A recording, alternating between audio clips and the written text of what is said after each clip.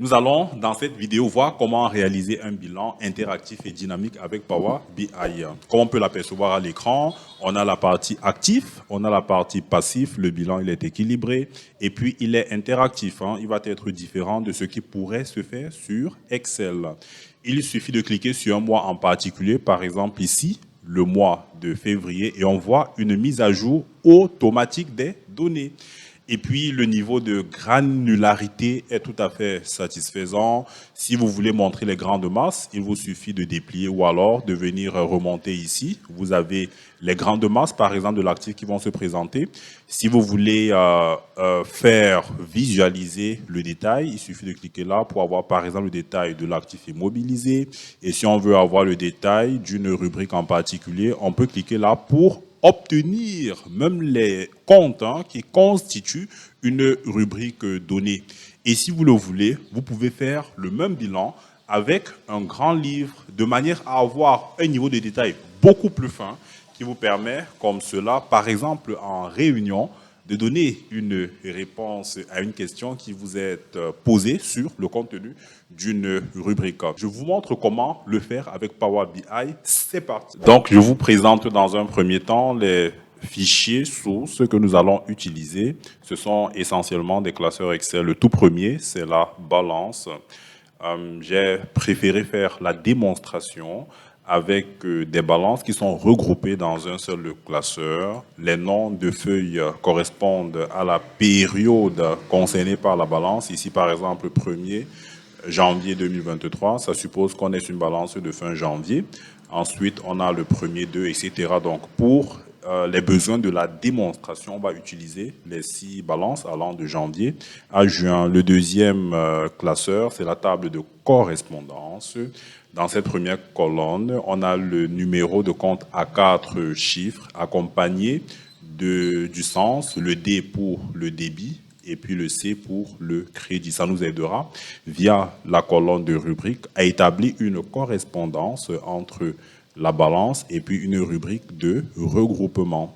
Et puis le troisième classeur, c'est un template qui nous permet de définir le format de présentation de notre bilan pour la partie actif et ensuite pour la partie passive. Alors tous ces fichiers sont téléchargeables dans la description, ce qui vous permettra de suivre les travaux avec moi. Une fois que vous allez ouvrir Power BI, vous allez vous retrouver sur une interface semblable à ce qui se présente actuellement à l'écran.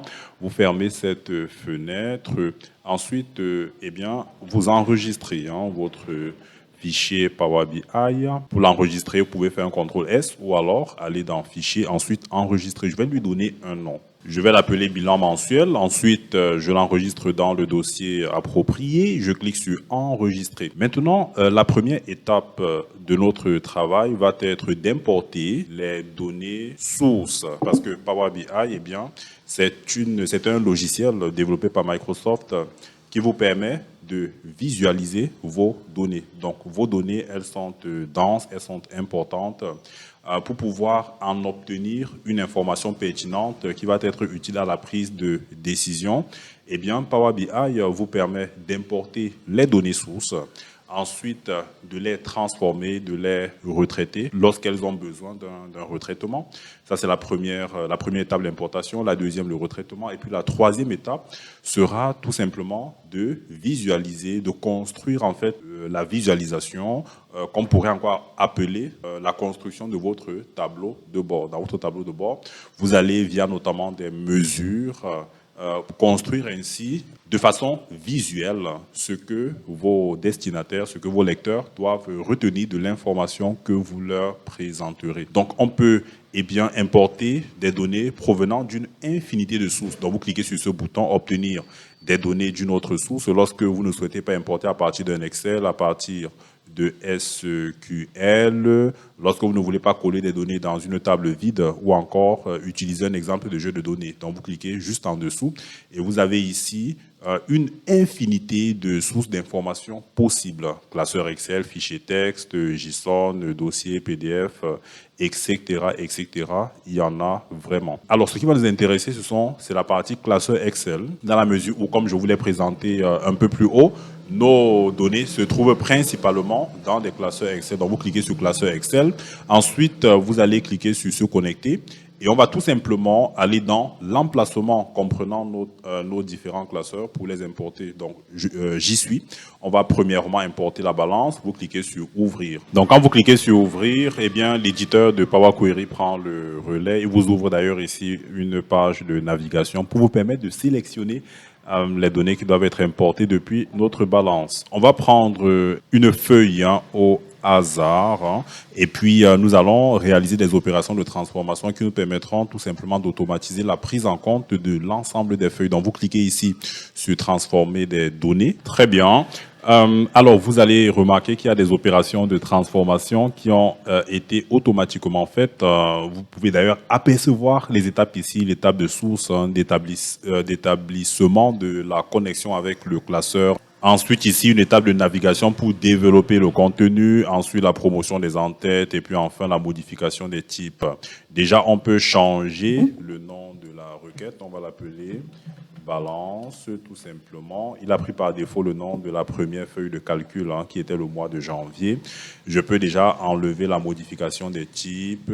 À ce stade, on n'a pas besoin de ça. Vous enlevez également la navigation et puis on va en rester à la source. On peut visualiser ici le contenu de nos différentes tables. Il vous suffit d'étirer ici. Vous avez la toute première, la deuxième, etc., etc. Et comme on peut le constater, nous souhaitons consolider l'ensemble des tables et ajouter ici une colonne qui nous permettra d'identifier le mois concerné. On peut déjà noter que les deux premières lignes doivent être supprimées. On va utiliser la troisième ligne à titre d'en-tête. On va également déterminer ici une colonne unique qui nous permettra de faire la différence entre le solde débit, le solde débiteur et puis le solde créditeur, pour ne garder qu'une seule colonne pour le solde à prendre en compte dans notre tableau de bord. Pour cela, bien entendu, je vous recommande d'utiliser une fonction de transformation qui pourra ensuite être utilisée sur les différentes tables. Pour ça, nous allons dupliquer notre balance. On va venir cliquer ici sur dupliquer. Et puis la duplication, on l'appellera fonction de transformation.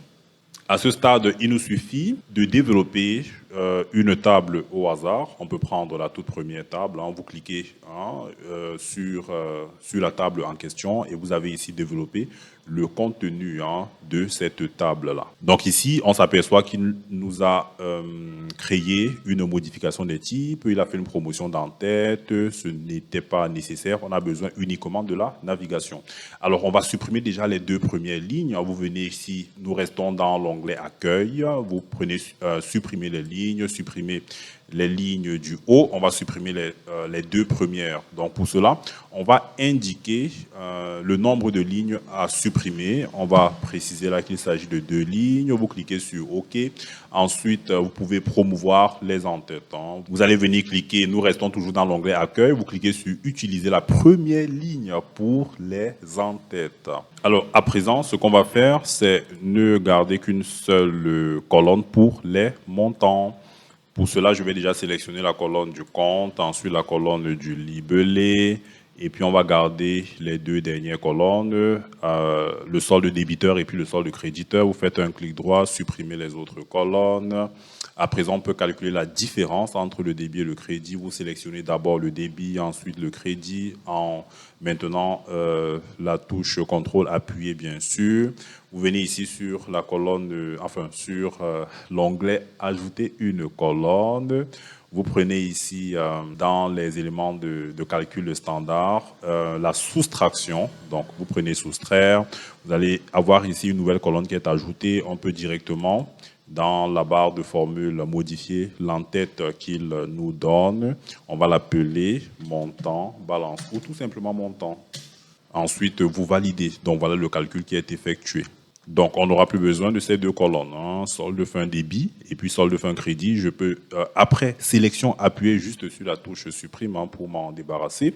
Maintenant, pour pouvoir établir le lien avec ma table de correspondance, je dois retraiter ma colonne des comptes. Hein. Rappelez-vous, dans l'intro, je vous ai montré dans la table de correspondance les comptes avec les 4 premiers caractères suivis du D ou du C. Donc ici, ce qu'on va faire, on va tout simplement aller dans l'onglet transformer, ou si vous voulez, on peut prendre l'onglet ajouter une colonne. Hein. Alors, quelle est la différence entre les deux? L'onglet transformer, lorsque vous effectuez une opération, elle se fait directement sur la colonne concernée. Hein. Pour exemple, si je suis dans l'onglet transformer et que je fais une extraction de numéros de compte, je prends par exemple ici les premiers caractères, les 4 premiers. Si vous cliquez sur OK, vous allez remarquer ici que le calcul se fait dans la colonne hein, concernée. Donc, il y a une suppression des données initiales qui sont remplacées par celles qui résultent de la transformation. En revanche, alors je vais supprimer ça. En revanche, si vous allez dans l'onglet ajouter une colonne, vous verrez que mon extraction va se faire dans une colonne additionnelle. Si je viens ici, je prends premier caractère et puis nous prenons les 4 premiers caractères. Vous verrez que là, il m'ajoute hein, une colonne à la suite de la transformation que je viens d'effectuer. Donc, si à la fin, vous n'avez pas besoin du compte avec les 6 caractères, il peut être approprié d'utiliser directement l'onglet transformer pour effectuer cette opération. On peut venir ici dans la barre de formule, hein, on va changer premier caractère, on va l'appeler compte 4. Le 4 me permettra de savoir que ce sont des comptes avec 4 caractères. Ensuite, je vais ajouter à ces caractères soit le signe D, soit le signe C. Et pour cela, ce qui va nous permettre d'indiquer qu'il s'agit d'un débit ou d'un crédit, ce sera le montant. Le montant négatif sera un crédit, le montant positif sera un débit. Donc, je viens ici. Ensuite, je vais aller dans l'onglet, bien sûr, ajouter une colonne. Je vais prendre colonne conditionnelle hein, et on va réaliser cette opération. On va l'appeler compte essence. On va dire ici si le montant est inférieur ou égal à 0, alors j'aurai besoin de sélectionner la colonne compte 4. Alors, je vais rédiger ça comme ça. Et puis après, dans la barre de formule, on va modifier le contenu hein, de la formule qui aura été restituée. Hein. Ça, c'est une astuce pour vous éviter de trop rentrer dans le langage M. Et puis ici, je mets ça. Ça, c'est le cas else. Donc, autre possibilité. Je clique ici sur OK. Et puis, ce qu'on va dire ici, compte essence, on va dire que si on a notre montant qui est inférieur ou égal à 0, alors ici, je vais ajouter au compte. Vous utilisez le E commercial et puis vous allez mettre ici. On a dit pour tout ce qui est négatif, c'est le sens crédit. Je vais ajouter un C. Et pour tout ce qui est positif, c'est le sens débit, je vais ajouter un D. Ensuite, je valide ça. Et vous allez voir, il effectue effectivement cette opération. Vous allez remarquer ici un petit point rouge hein, qui est un indicateur d'erreur. Hein, si vous descendez jusqu'au fond, vous voyez ici me signale une erreur. Hein. L'erreur, ça se comprend aisément. Il me met ici une ligne sur laquelle on a le montant nul. Eh bien, pour corriger cela, on va remonter quelques étapes au-dessus et remplacer tous les zéros toutes les valeurs nulles par 0. Donc, on va revenir ici à ce niveau où nous avions nos différentes colonnes. Les colonnes concernées d'ailleurs, ce sont les colonnes de débit et de crédit. Je vais les sélectionner. Ensuite, on va faire un clic droit pour remplacer les valeurs nulles par 0. Donc, vous cliquez sur Insérer. Ensuite, dans l'écran qui va se présenter, on va mettre ici nul à remplacer par 0. Vous cliquez sur OK. Très bien. Et puis, si vous venez sur la dernière étape, vous verrez que notre alerte d'erreur a tout simplement disparu. Donc, soyez vigilant lorsque vous rédigez, lorsque vous faites vos travaux sur Power Query. En cas d'erreur, il faut absolument chercher à comprendre pourquoi pour apporter des correctifs appropriés. Ce qu'il va nous rester à faire avant de convertir notre requête en une fonction, c'est d'isoler les valeurs nulles. Donc, nous allons venir dans la colonne montant et rechercher tout simplement la valeur 0 pour ne pas en tenir compte. Cela permet d'avoir une balance beaucoup plus légère. Maintenant, nous irons dans l'éditeur avancé pour convertir notre requête en une fonction. L'objectif de cette conversion, c'est que on reviendra ensuite dans notre balance et puis ce sera beaucoup plus facile de partir de cette fonction pour convertir chacune de ces tables, telles que vous pouvez l'apercevoir ici en dessous, en une balance qui pourra être utilisée pour la construction de notre bilan. Donc, je reviens sur la requête fonction transform et puis nous irons dans l'éditeur avancé. Vous allez ici dans l'onglet accueil. Ensuite, vous allez prendre éditeur avancé. Dans l'éditeur avancé que vous avez ici, vous pouvez observer à l'intérieur de let les différentes instructions de notre fonction. Et le résultat, pour l'instant, c'est une table qui s'appelle ligne filtrée. On peut rapidement s'apercevoir que les deux premières lignes peuvent être supprimées parce que ici, au départ, nous allons utiliser... Oh là, qu'est-ce que j'ai fait? Donc, je vais revenir sur l'onglet accueil. On a parlé d'éditeur avancé. Donc, nous allons définir les arguments de notre fonction. Donc, je me positionne ici, j'appuie sur la touche entrée. On aura un seul argument que nous allons appeler table. Donc, cette table va être utilisée ici en dessous. On va utiliser l'opérateur goto. Donc, vous rédigez exactement comme moi. Ensuite, ici, vous pouvez observer que les deux premières lignes, on peut tout simplement les effacer. Mais par prudence, il est conseillé d'en faire un commentaire. Comme cela, si on s'est trompé, on peut facilement revenir faire des corrections. Donc là, j'ai converti les deux premières lignes en commentaire. Et puis la table, qui ici est un argument, vous allez faire un CTRL-C pour copier ça. Je vais venir remplacer ici. Parce qu'ici, vous pouvez constater que c'est figé sur le sheet 010123, qui est tout simplement la première feuille de notre classeur à partir duquel on a dû construire cette fonction. Je vais remplacer cela par table. Ensuite, vous allez cliquer sur OK, tout simplement. Et vous pouvez voir ici la conversion en une fonction. Donc, dorénavant, notre requête est une fonction et non plus une table. Vous reviendrez ici sur la requête balance. On va se séparer des autres. On va garder uniquement les deux premières colonnes. Vous faites un clic droit, supprimer les autres colonnes. Et on va devoir ajouter une colonne en appelant une fonction personnalisée. Dans l'écran qui va s'ouvrir, on va devoir compléter quelques informations afin de définir. Déjà ici, vous sélectionnez la requête de fonction que nous avons ensemble créée. Et ici au-dessus, vous pouvez donner le nouveau nom de colonne. On peut l'appeler tout simplement table retraitée. Le travail va s'effectuer sur quelle colonne, pardon. Vous allez venir sélectionner ici la colonne data. Ensuite, vous cliquez sur OK et vous verrez ici le résultat. Donc, vous pouvez comparer. Ici, nous avons la table brute telle qu'elle ressort du classeur Excel. Et puis ici, à droite, vous avez la conversion en une balance exploitable pour produire un bilan. Donc, déjà, cette colonne, on peut la supprimer en appuyant sur la touche supprime. Et la première colonne que voici, on va l'appeler date. Parce que voyez-vous, ce sont les noms des feuilles de départ. Et tels que les noms de feuilles ont été définis, ils peuvent correspondre à des dates début de mois. Donc, je viendrai ici, je vais tout simplement convertir cela en date. Et puis ici, on peut développer le contenu des tables en venant cliquer sur cette icône. Vous allez décocher « Utiliser le nom de la colonne d'origine comme préfixe » et vous cliquez sur « OK ». Et là, vous avez vos différentes colonnes. Alors, je vais sélectionner l'intégralité des colonnes et on va définir ici les types de données pour ne plus avoir à faire des retraitements dans Power BI. Donc pour le type de données, vous venez sur l'onglet Transformer et puis vous cliquez sur Détecter le type de données.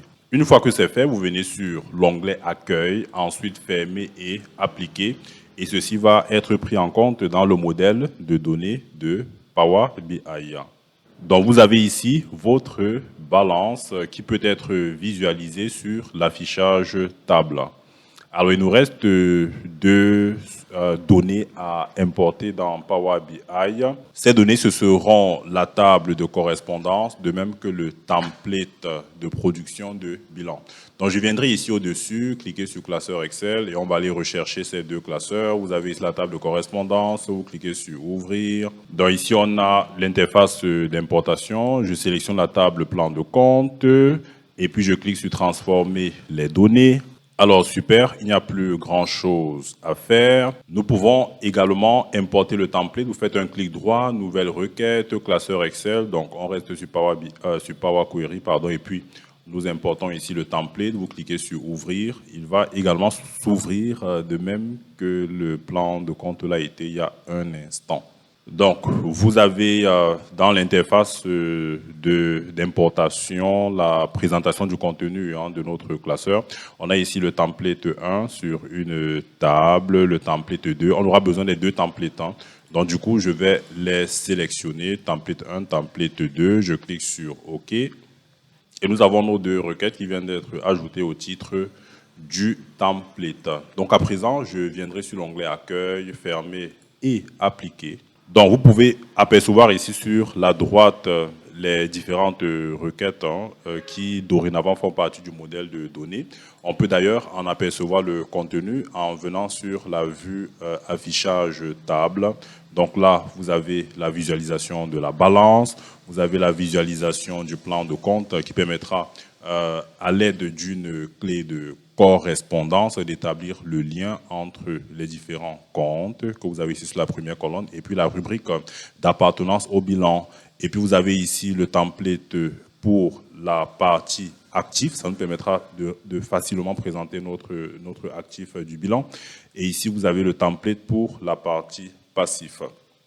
Alors, il est important, avant de commencer à construire la visualisation de notre tableau de bord, de venir établir des relations, ou tout au moins de s'assurer que les relations qui ont été définies par défaut par Power BI sont exactes.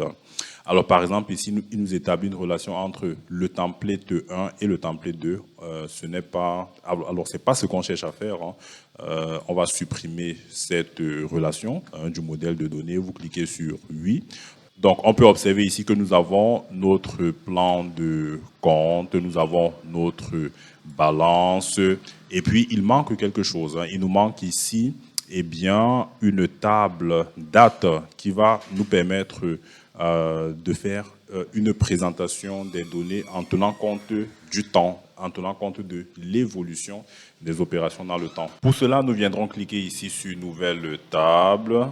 On va lui donner comme nom calendrier en utilisant la fonction d'axe calendar qui a besoin de deux arguments. Le premier, c'est la date minimum et le second, c'est la date maximum. Où trouver la date minimum? Eh bien, la date minimum, on l'aura dans notre balance. On va utiliser pour cela la fonction min. Et puis, si nous allons dans la balance, vous sélectionnez ici balance colonne date. Vous fermez la parenthèse. Vous mettez une virgule pour la séparer du deuxième argument. Vous utilisez la deuxième fonction, c'est pour avoir le maximum, la date la plus élevée. On reste toujours dans la balance. Vous restez sur la colonne date. Vous fermez la parenthèse et puis vous validez. Après validation, vous avez bien entendu votre table comprenant des dates. Alors la table, elle se trouve où? La voici. Alors cette table, on peut la visualiser ici. Si je viens me positionner sur le calendrier, vous avez effectivement vos différentes dates avec pour date minimum 1er janvier 2023. L'avantage de cette méthode, c'est que c'est flexible. Donc même si votre balance change de date maximale, la mise à jour se fera de manière instantanée. On va devoir ajouter deux colonnes. Une colonne pour avoir le numéro du mois et une troisième colonne pour avoir le nom du mois. Parce que dans notre tableau de bord, on va utiliser le nom du mois. C'est beaucoup plus intelligible. Donc ici, on va dire numéro mois est égal. On va utiliser pour cela la fonction month. On vient bien sûr sur notre table calendrier, sur la colonne date, vous fermez, vous validez et vous avez là les différents numéros de mois qui vont ressortir. On va créer une nouvelle colonne cette fois-ci pour avoir les noms de mois. Donc on va l'appeler tout simplement nom mois égale. On va utiliser pour cela la fonction format, la fonction d'axe format. Qu'est-ce qu'il doit formater? Il va formater la date que nous avons dans la première colonne. On vient dans la table calendrier, vous sélectionnez date et puis comme format, je mettrai M à 3 reprises. Ça nous permet d'obtenir tout simplement, c'est un indicateur ici du nom du mois. Vous validez et vous allez effectivement voir dans cette colonne les noms de mois.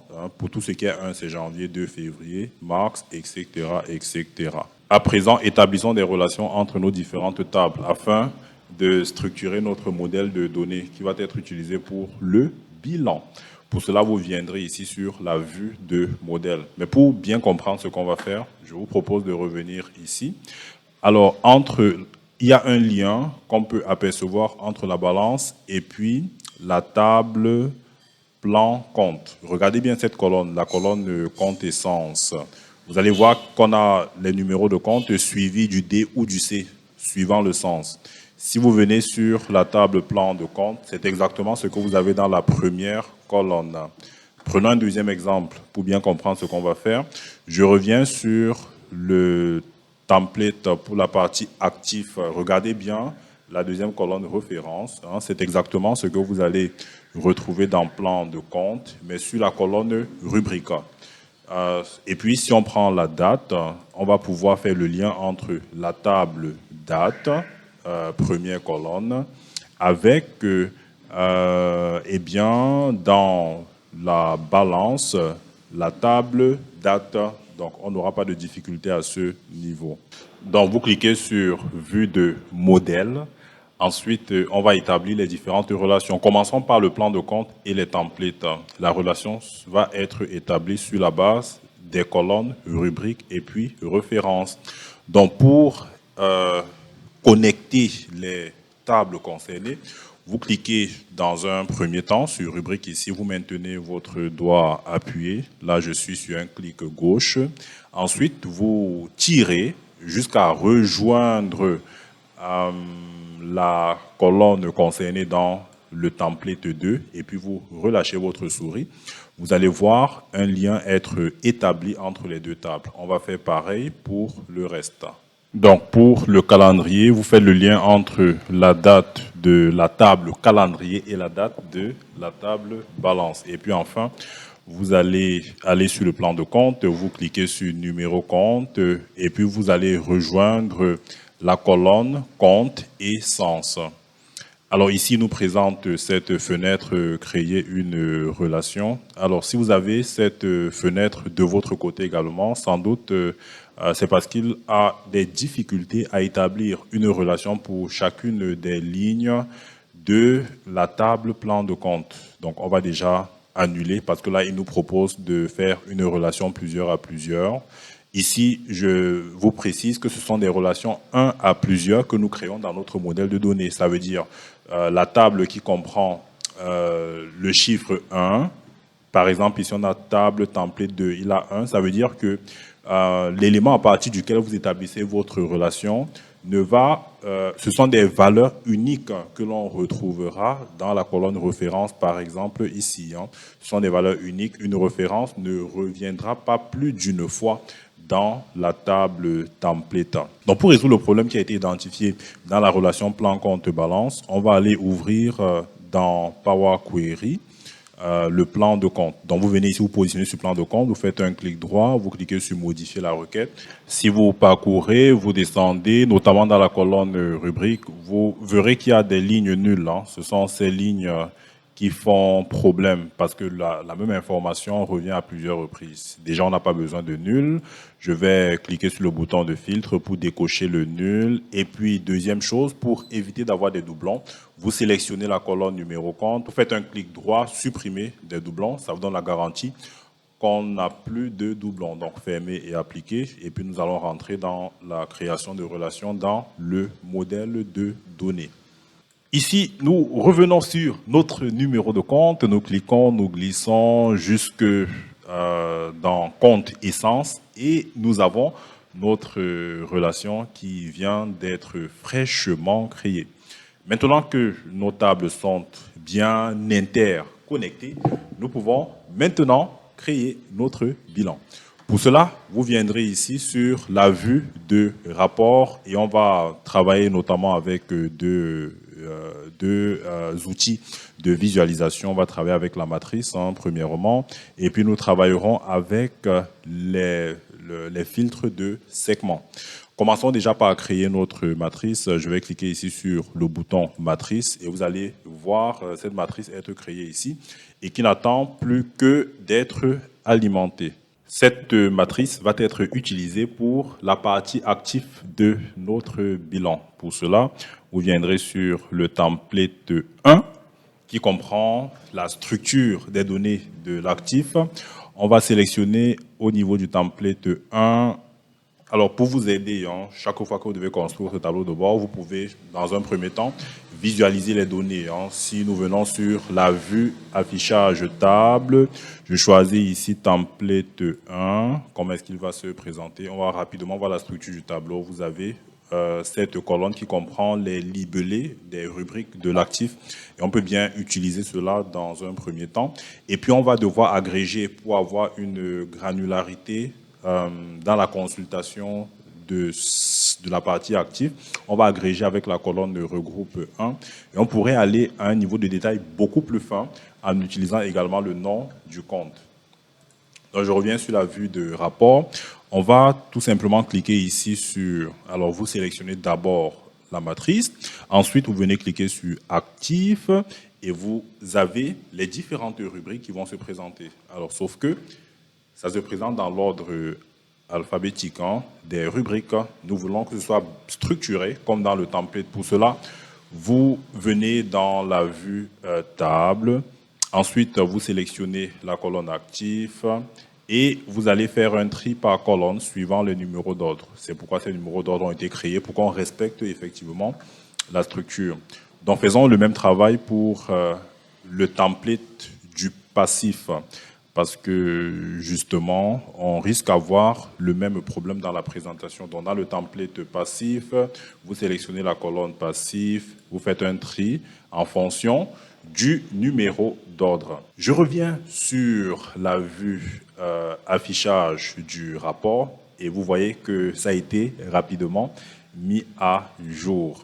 Alors, autre chose, comme je parlais de granularité, autrement dit, de détails en termes d'obtention d'une information sur une rubrique en particulier, vous allez venir sur regroupe 1 et on va l'ajouter ici sur ligne. On le met juste avant les libellés. Vous voyez, je peux tout simplement cliquer là pour dérouler et avoir le détail d'une masse de la partie active de mon bilan. Alors, si je veux afficher avec l'ensemble des libellés des rubriques, il me suffira de venir cliquer ici, développer tout sur un niveau de hiérarchie et je peux avoir le niveau de détail souhaité. Si vous revenez ici, vous remontez au niveau de regroupement le plus élevé. Il est important à présent d'alimenter la partie active de mon bilan avec des valeurs. Les valeurs, je les retrouve où? Je les retrouve dans la balance. Alors, vu que j'ai établi des connexions avec mes différentes tables, dans mon modèle de données, il se trouve qu'il est maintenant nécessaire de calculer quelques mesures qui vont être utilisées dans la construction de mon bilan. Je viendrai ici, je vais cliquer sur « Entrée des données ». Ensuite, on va juste créer une table qui va comprendre deux principales mesures. La première mesure, ce sera la somme des éléments de l'actif. La deuxième mesure, ce sera la somme des éléments du passif. Donc, je vais appeler la table devant comprendre ces mesures. On va l'appeler calcul. Vous cliquez ici sur charger et on va rapidement, à l'aide de la fonction DAX-SOM. Alors, c'est une fonction basique, pas besoin de complications. On va juste utiliser la fonction SOM pour obtenir les deux agrégations, l'une pour l'actif et l'autre pour le passif. Pour la partie actif, donc vous venez bien sûr ici sur le panneau de droite là. Vous pouvez cliquer ici sur calcul et puis on va sélectionner nouvelle mesure. Notre première mesure, nous allons l'appeler total actif. On utilise une fonction simple somme sur quelle colonne de notre balance. Vous l'aurez bien deviné, la colonne montant. Vous fermez la parenthèse et vous validez. La deuxième mesure, ce sera le total passif. Rappelez-vous, dans la balance, on avait dû créer une colonne montant qui était la différence entre le solde débiteur et le solde créditeur. Donc, c'était solde débiteur moins solde créditeur. Ainsi, tous les soldes créditeurs pour l'instant figurent dans la colonne montant avec la valeur moins. Mais nous ne voulons pas avoir dans le passif de notre bilan des valeurs négatives. Par conséquent, on va devoir calculer une mesure spécifique au passif. Donc, vous viendrez ici toujours sur calcul, vous cliquez sur les 3 points, vous cliquez nouvelle mesure. On va calculer une mesure uniquement pour les éléments de passif. Cette mesure, nous allons l'appeler total passif. Ici, il s'agit toujours de faire la somme sur la colonne montant de la balance. Mais cette somme va être précédée du signe moins afin d'annuler le négatif que nous avons pour l'instant sur les soldes créditeurs qui, pour la plupart, doivent ressortir dans notre bilan. Donc maintenant que nos mesures sont calculées, on peut déjà se servir de la première mesure totale passif pour alimenter notre matrice. Alors je vais développer à ce niveau pour avoir un niveau d'information beaucoup plus détaillé. Et je vais venir ici cliquer sur total actif. Automatiquement, il rentre dans la partie valeur. On va augmenter ici l'espace dévolu à la colonne du total actif. Et vous allez remarquer ici, les deux premières lignes sont des lignes vides. Toutes ces valeurs se rapportent aux éléments de passif. Pour cela, je dois utiliser le filtre. Donc, pour ce qui est du filtre, vous venez ici sur actif.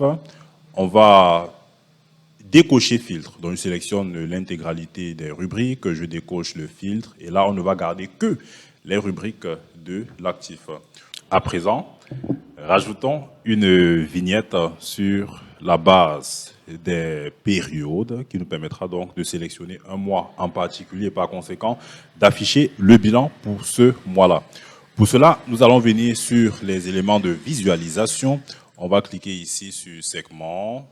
Donc, on va compléter notre segment avec, dans la partie calendrier, on va récupérer ici, dans la partie calendrier, les noms de mois. On ne va pas afficher les numéros, mais bien plutôt les noms de mois, parce que c'est beaucoup plus intelligible, les noms de mois. Alors, on va choisir pour des raisons de meilleure présentation, de changer les paramètres du segment. Au lieu d'avoir une liste verticale, je préfère avoir une vignette.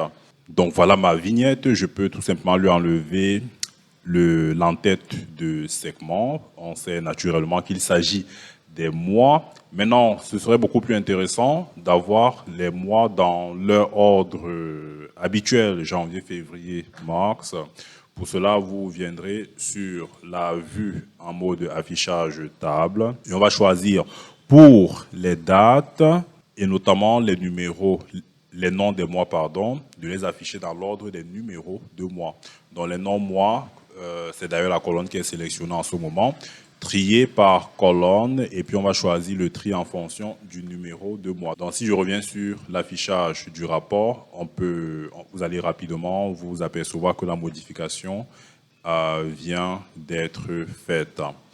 Alors, à présent, on va juste faire de la mise en forme pour que notre tableau de bord soit beaucoup plus agréable à regarder. Vous pouvez d'ailleurs vous apercevoir qu'il est équilibré en actif et en passif. Si vous choisissez un mois donné, on choisit le mois de janvier, on voit bien qu'il est interactif. Vous avez le total actif du mois de janvier, le total passif du mois de janvier. Et notre bilan est tout à fait équilibré. Vous pouvez sélectionner un mois distinct pour tester l'équilibre et vous apercevoir effectivement que tout est OK. On va donc juste lui rajouter un titre et puis revoir la mise en forme.